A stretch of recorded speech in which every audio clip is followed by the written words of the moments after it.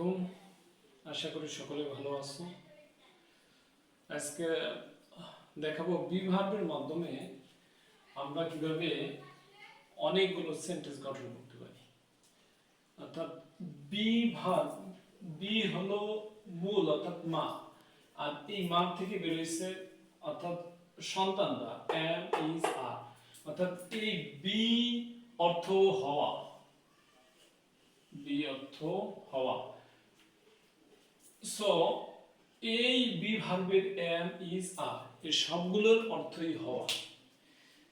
যেমন আমি যদি বলতে চাই আমি একজন টিচার অথবা আমি টিচার, তাহলে এই বাক্যে সাবজেক্ট কি? আমার সম্পর্কে বলা হয়েছে আমি সাবজেক্ট, তাহলে আই হলো কি?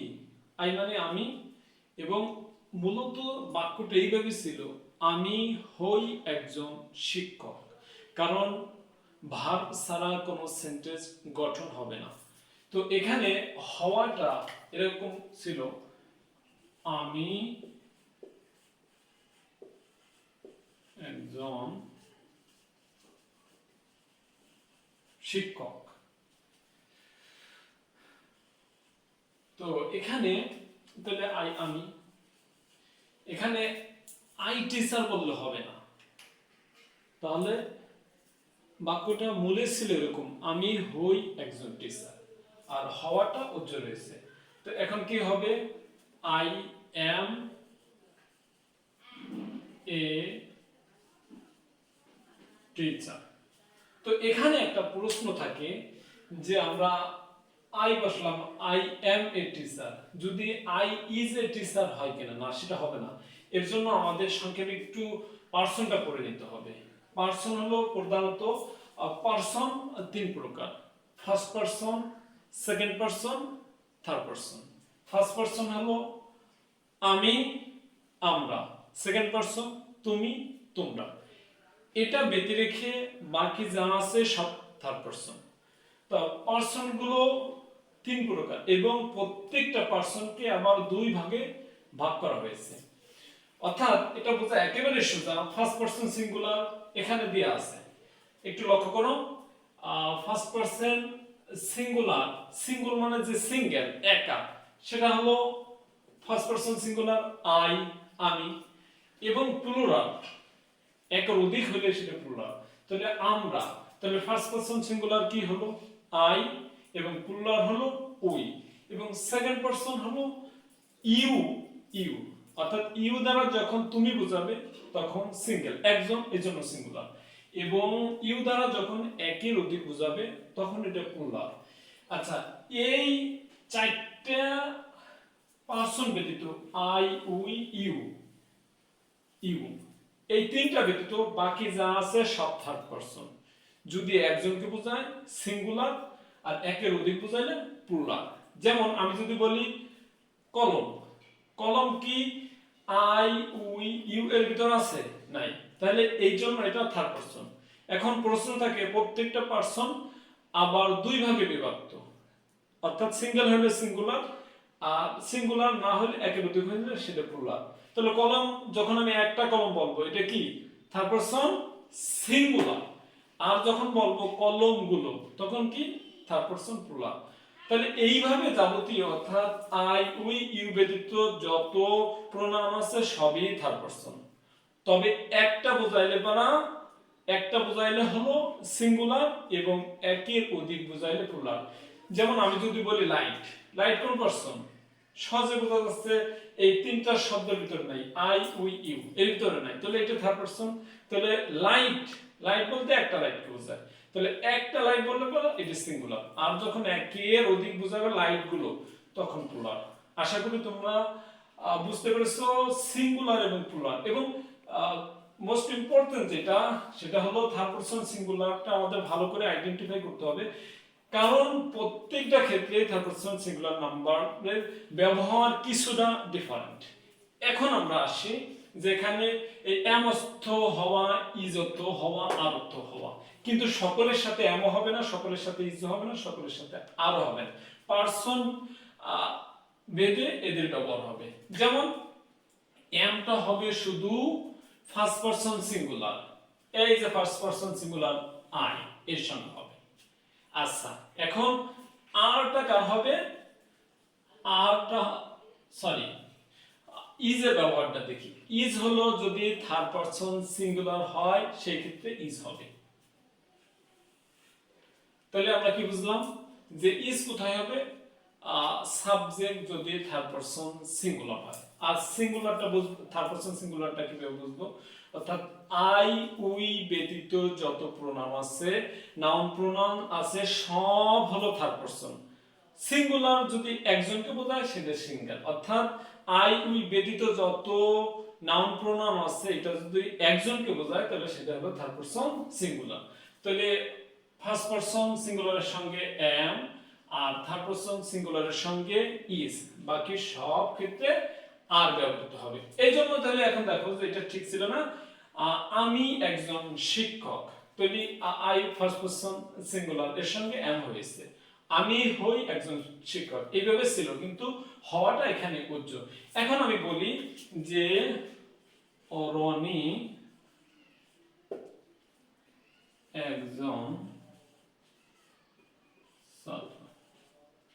আচ্ছা এখানে দিলাম রনি। আচ্ছা এখন রনি হয় একজন ছাত্র, এরকম ছিল, কারণ ভাব ছাড়া কোনো সেন্টেন্স হবে না, তাহলে হওয়াটা উজ্জ্বল।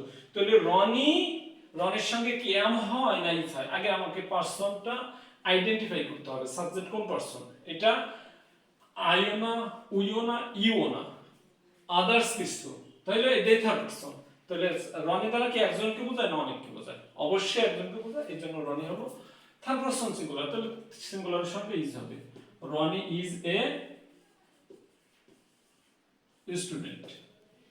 এইভাবে আমরা যা বলি, যেমন যদি বলি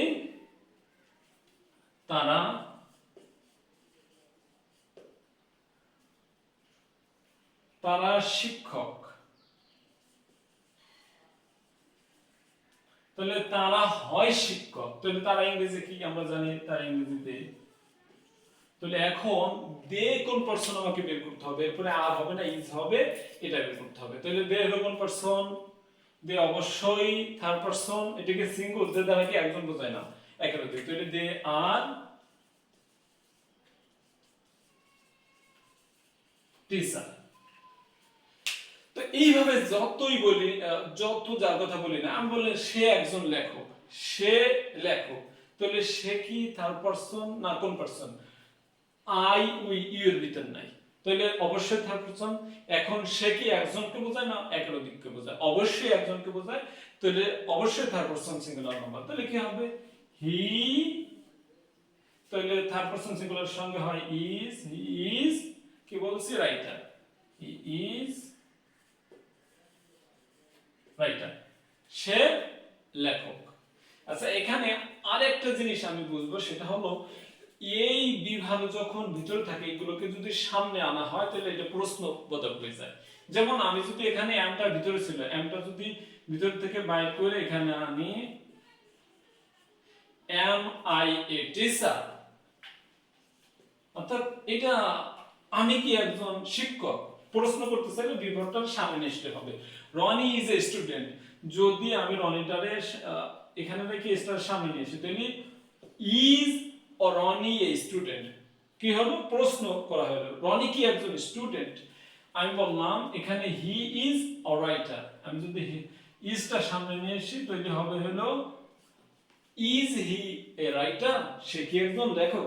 তাহলে কি বুঝলাম? ইন্টারগেটিভ করার ক্ষেত্রে উইদাউট ডব্লিউএস কোশ্চেন ব্যতীত যদি আমরা ইন্টারগেটিভ প্রশ্নবোধ করতে চাই, তাহলে এই বিভাগটারে শুধু যেখানে আছে সেখান থেকে সামনে নিয়ে আসলেই হবে কি প্রশ্ন করা হয়ে যাবে। অর্থাৎ দে আর টিচার, আর দে টিচার, তারা কি শিক্ষক। হি ইজ ইঞ্জিনিয়ার, তাহলে আমরা কি করব? ইজ হি ইঞ্জিনিয়ার, সে কি প্রকৌশলী? যেমন আমি বললাম তুমি পাগল, তুমি পাগল, এটা ছিল হলো তুমি হও পাগল, তাহলে দিলাম তুমি ইউ, তাহলে এর সঙ্গে কি বসে? ইউর সঙ্গে এটা তো আমরা জানি, বাকি সব ক্ষেত্রে এই দুটো ব্যতীত যেটা হবে না, এটা ফার্স্ট পারসন সিঙ্গুলার না হলে আর থার্ড পারসন সিঙ্গুলার না হলে বাকি সবটাতে আর হবে। তাহলে এই দুটার ভিতরে নিয়ে না, তাহলে ইউ আর ম্যাড। তাহলে আমি বলি তুমি কি পাগল, তাহলে আর তার সামনে নিয়ে আসলে কি হবে, তুমি কি পাগল। আশা করি যে তোমরা এই ভিভার্ব থেকে কিছু সেন্টেন্স গঠন করে এ থেকে ইন্টারগেটিভ সেন্টেন্সও সহজে গঠন করতে পারবা। শুধু কাজটা কি রিপ্লেস করতে হবে, ওকে সামনে নিয়ে আসতে হবে, তাহলে কি, তাহলে সেটা ইন্টারগেটিভ হয়ে গেল।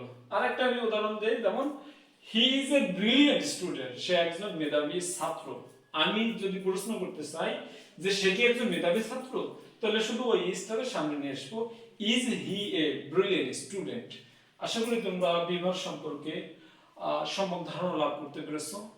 সকলে ভালো থেকো, দেখা হবে অন্য কোনো ক্লাসে। আসসালামু আলাইকুম।